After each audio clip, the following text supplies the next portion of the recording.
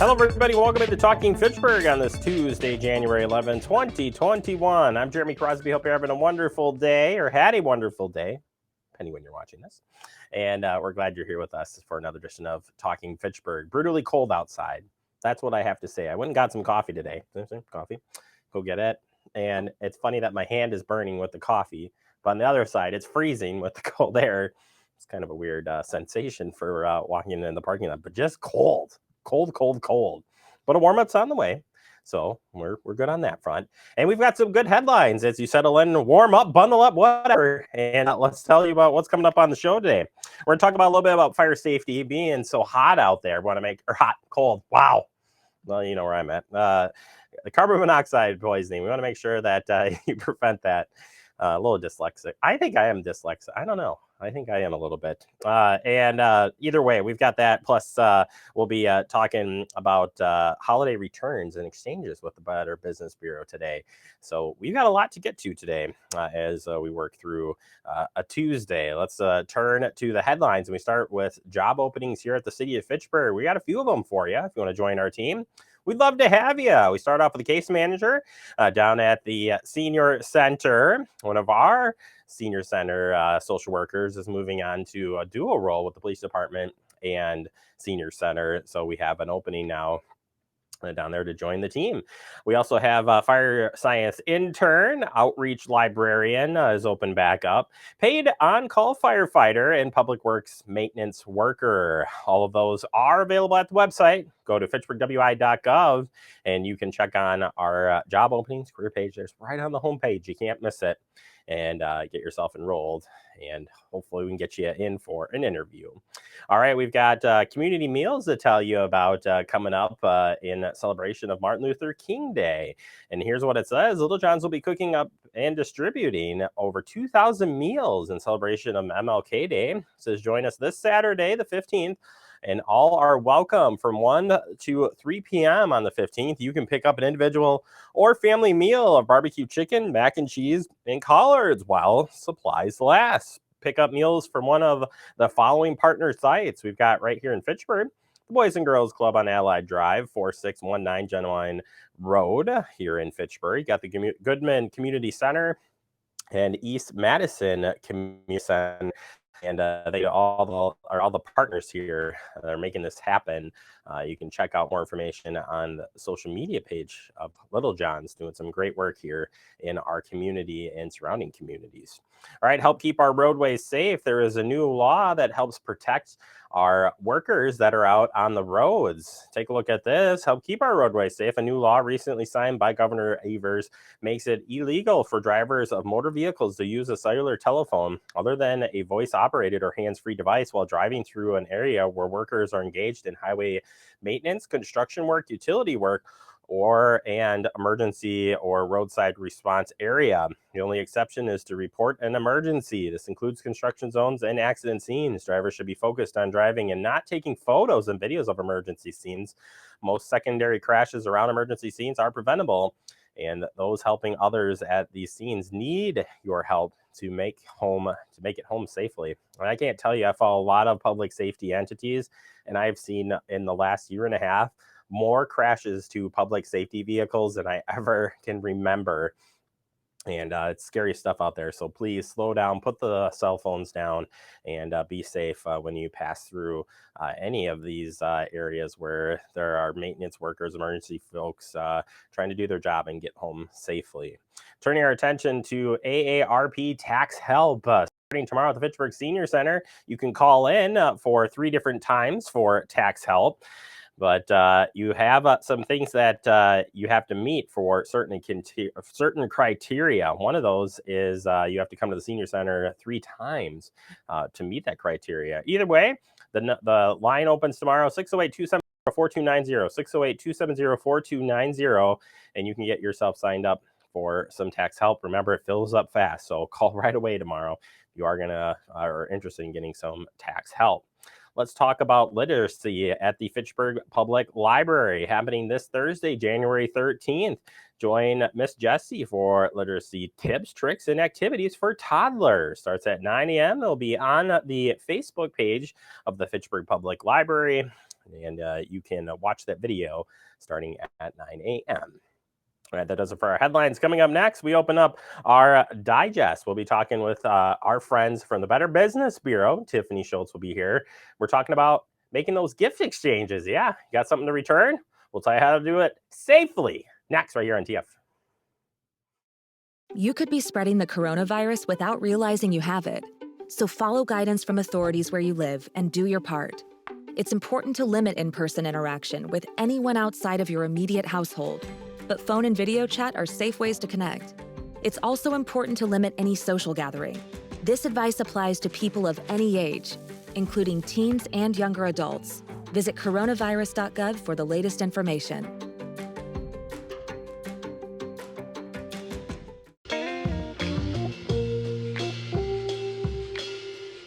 After you joined our family, it was like, I really do feel complete now.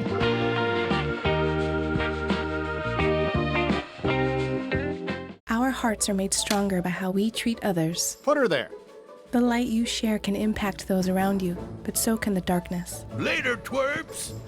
Did Pete saying mean things bother you? So when you reach out to another person, take a moment to consider how they will feel and let your heart be the key to making a difference.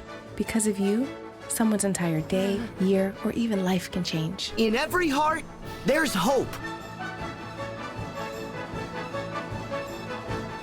We're all just trying to keep things running for those who rely on us. That's why we don't have time to be sick with the flu. We don't have time for delays. Ready! We don't have time for spills. Next. We don't have time for setbacks. Let's be real. Getting the flu shot helps you fight the flu. Get a flu shot for yourself and those around you too.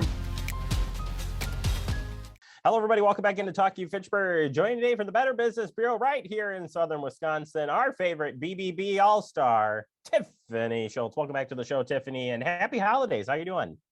I'm great. 'Tis the season. We're ready to get started with all of our holiday returns today.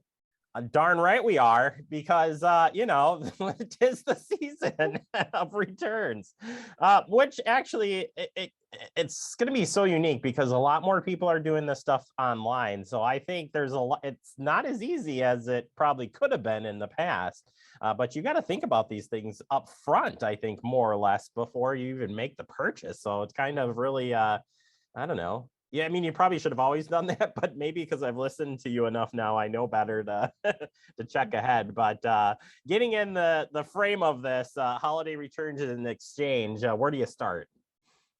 You really need to check the return policies. Return policies are not consistent across retailers, and retailers do not need to take returns or exchanges. So really do your homework before you even click that purchase button or buy in store. You can search the return policies online. If you're buying online, you want to look at the return policy for that specific item you're purchasing, because some items, if they're on clearance, they're not going to be returnable in some cases. If you're buying in store, usually it's on the back of your receipt. It could be posted on the retailer's website, or you can even find it at the checkout. So really know what can be returned before you go ahead and purchase. Reading through the notes here, I like this one that stands out to me. Stores are not legally required to accept exchanges or gift refunds. Are you kidding me? No, I was kidding. It's not surprising, though. Not required, but most of them do. And a lot of the retailers have relaxed their return policies since COVID too. They are a little bit more lenient than they have been in the past. So that's something good that we're looking forward to, versus that, you had that 90 days. And if you returned on day 91, it wasn't returnable. COVID has relaxed that a little bit. Yeah, and I would say too, some of the stores have picked up. So if you buy from like an Amazon or an eBay or something, and you have to make a return, some of the box stores are actually accepting some of those returns. So you go into their store and do some shopping. So you really got to do a lot of homework here. But there's also a lot of options on those returns.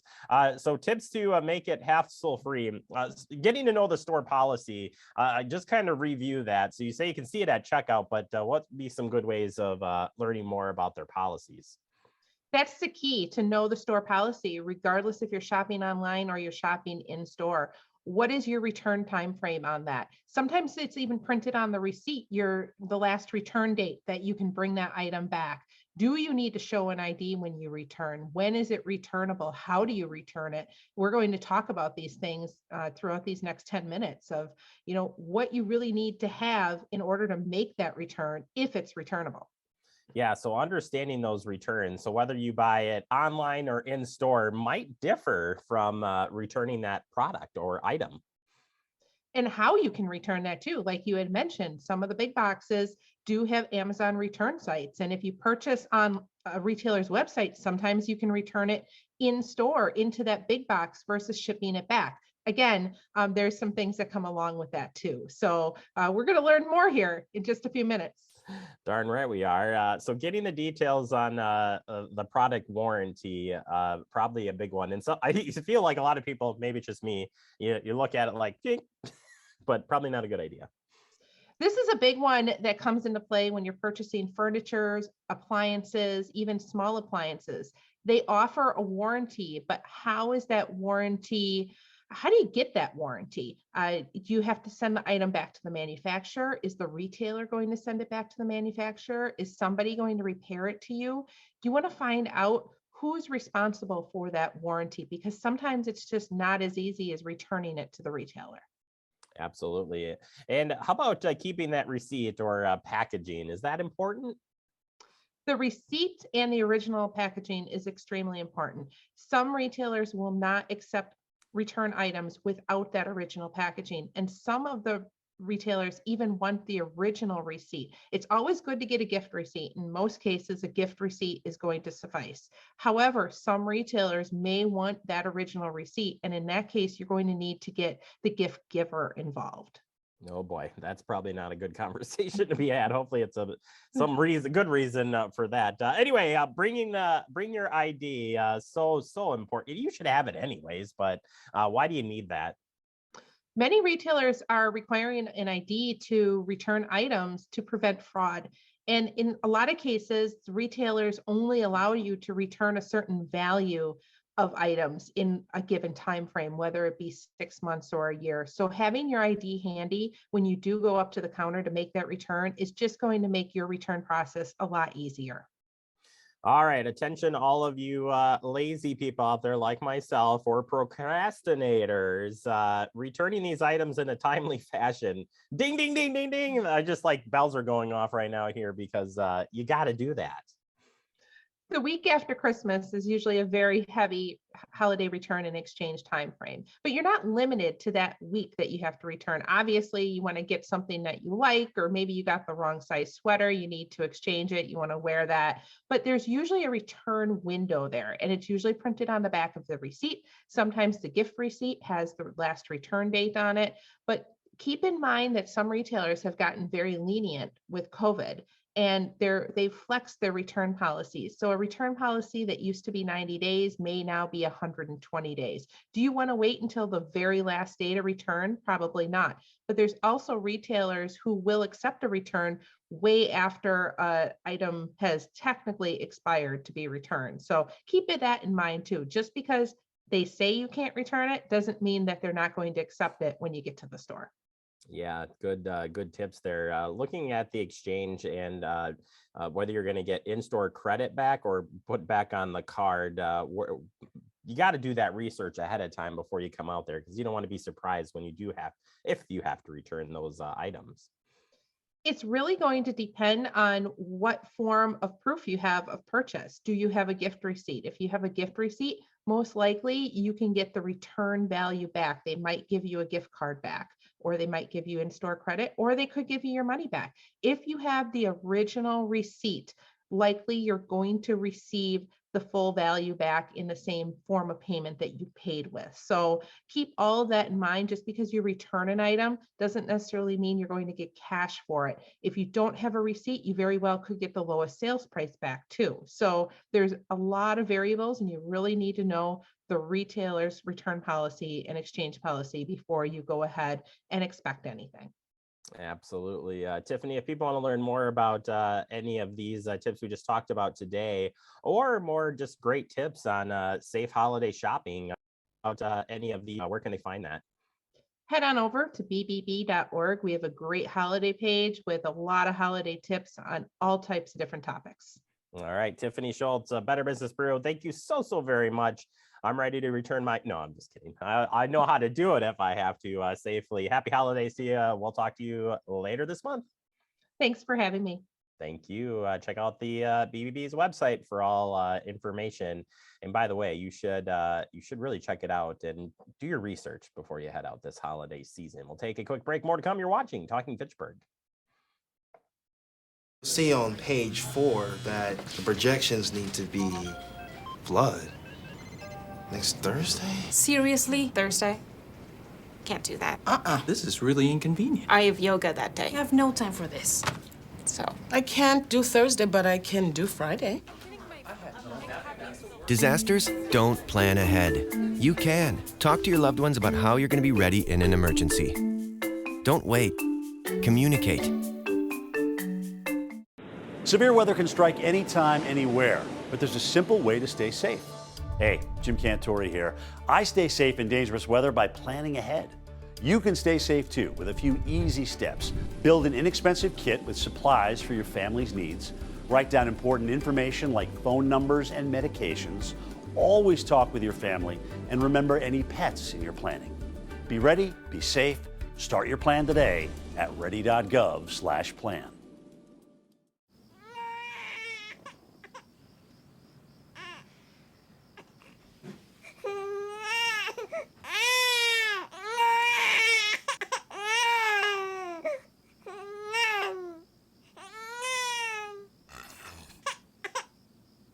If you love them enough to suck the snot out of their nose at 4 a.m., then surely you'll check nhtsa.gov/the right seat to make sure they're in the right car seat.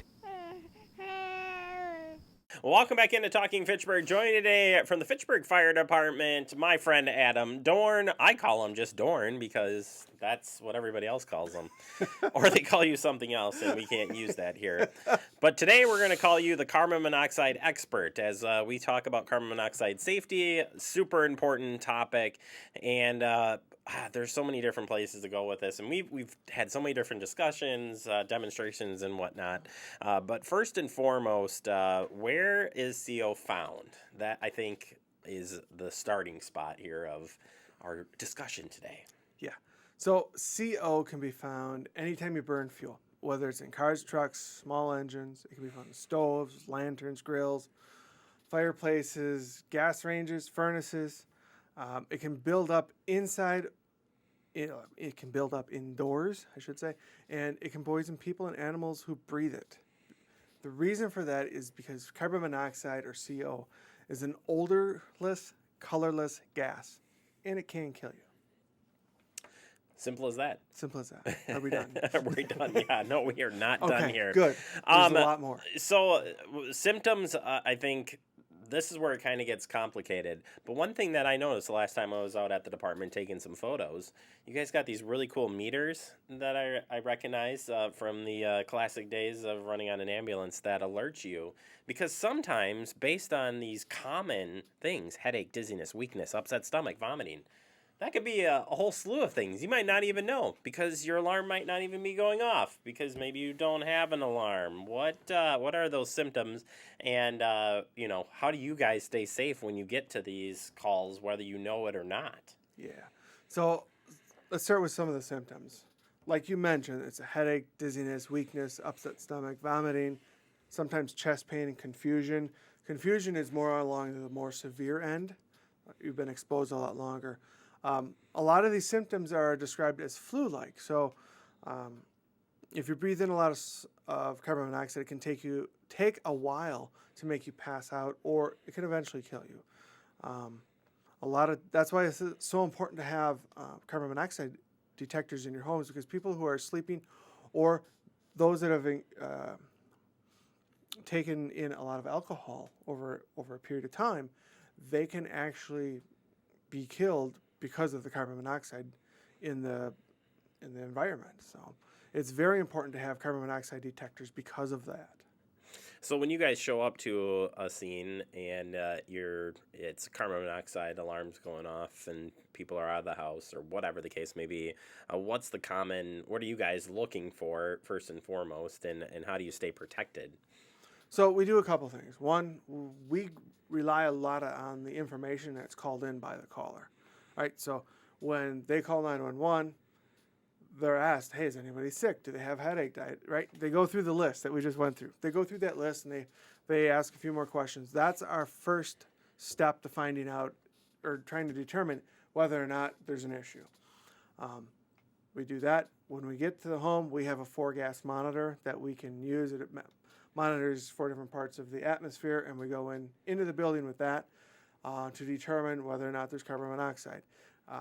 Dependent upon how soon that goes off or how fast it goes off or what we're being told, we also have our breathing apparatus, our SCBA, that we will put on with our mask, and we will go in the house with all of that on to make sure that we stay safe while we're in there looking for the cause of the carbon monoxide. Now, what if you go to a scene where you're called the flu-like symptoms and you get there and you didn't know it was, but something saved you? What are those alarms that you guys carry? Yeah, it's our 4-gas monitor, at least in the fire department. EMS has a little bit different monitor, but our 4-gas monitor measures the oxygen level. It measures lower and upper explosive limits. It'll measure carbon monoxide and hydrogen sulfide. It measures those things, and then we turn those on before we ever get there because they have to go through a warm-up process. We clip them onto our gear, and as we walk in, if those never go off or doesn't alarm, it still can be a concern, but it's not like an immediately dangerous to life and health situation. So if they do go off, then we take more evasive action, so to say, to correct the issue or to get the right people coming to take care of a situation. As far as positioning carbon monoxide detectors, because I think that's become, I'm going to make it an issue, but I got a lot of fire or smoke detectors that are combination ones, and those are always placed high, but you see the plug-in, carbon, so does it matter? It doesn't really matter. Carbon monoxide and air have roughly the same weight, so they mix well together. So if you put a carbon monoxide detector lower because it plugs in, that will work just as good as a combination carbon monoxide smoke detector that might be up on your ceiling. Fantastic. And what about the ones that meter it, actually? I always laugh because I'm like, at the end of the day, should it be 0, or if you see 5 on it, shouldn't it be beeping? Is there a threshold? There is a threshold. OSHA has a huge list of everything out there, that what's acceptable, what's not over an 8-hour or 10-hour work period. Basically anything that's roughly 5 or less, right? That's pretty much common.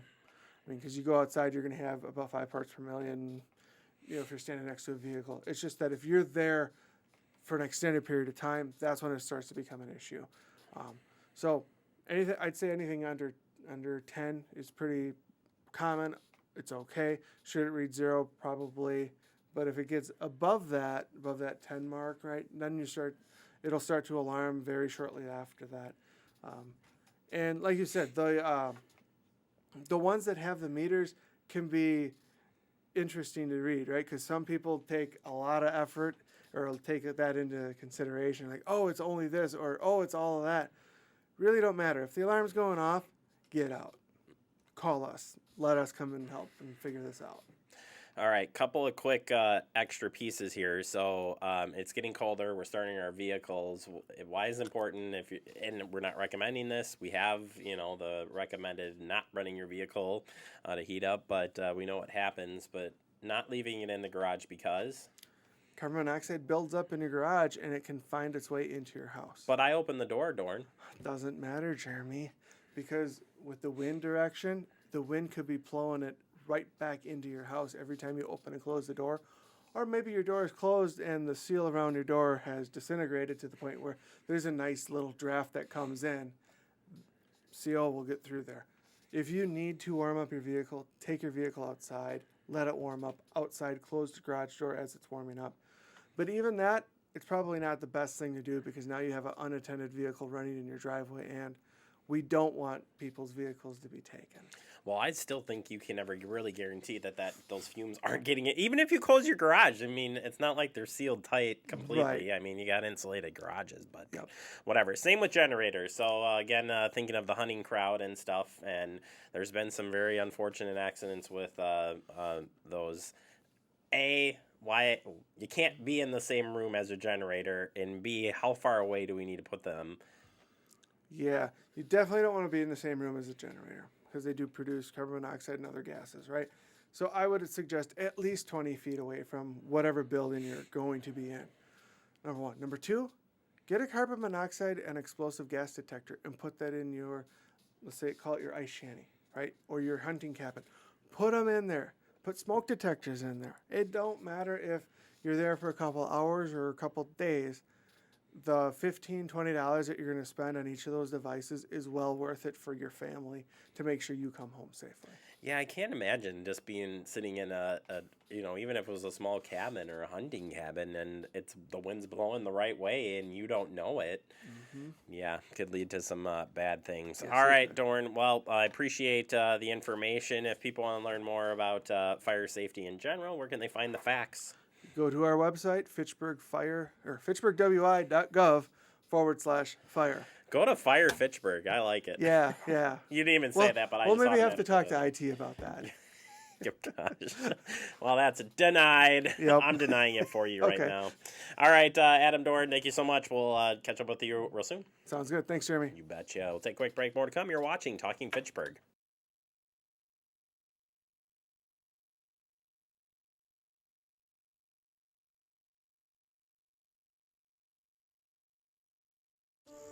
Como padre, todos los días son un desafío y hay que estar ahí presentes. No importa lo cansado que uno esté, hay que estar ahí presentes para ellos. Cuando los niños aprenden algo nuevo, es ese momento mágico y especial, y creo que presenciar ese momento es mi favorito. The central and midwestern U.S. averages more than 850 tornadoes each year, and lately, the number of floods has been rising in the region too. So chances are, there will be more twisters and floods near here again. And between school, sports, and social lives, chances are, you won't be with your kids when it happens. Will they know what to do? Ready.gov/kids has all the educational tools and information to make the conversation easy. When the time comes, chances are they'll feel prepared, not scared. So talk with your family today.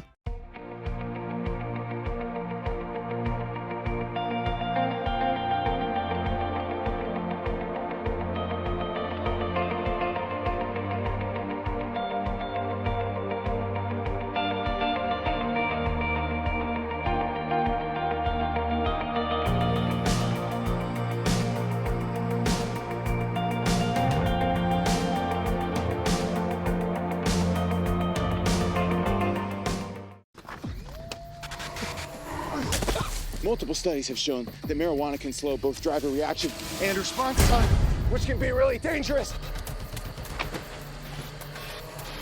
He's here. He's here. Wait. What? I can't drive. Why? I'm high. Oh.